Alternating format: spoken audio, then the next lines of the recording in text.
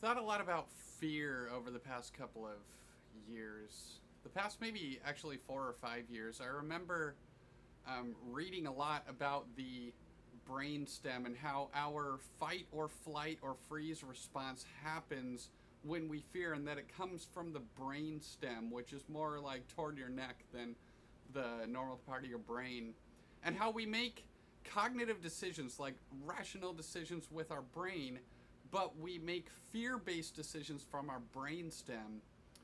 And this is a really important part of our thinking, the brainstem. If there's a tiger in the grass that's going to jump out at us, we need to react with fight or flight instead of just reacting by trying to work things out with the tiger. It's a tiger. It's not going to respond in the same way.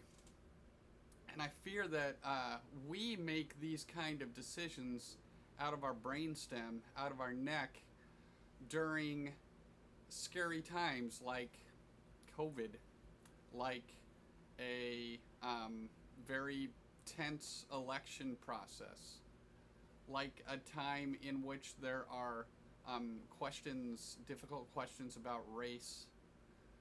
And I want to call us as Christians to less fear based thinking, especially when we're talking with one another, and to more thoughtful cognitive responses to one another.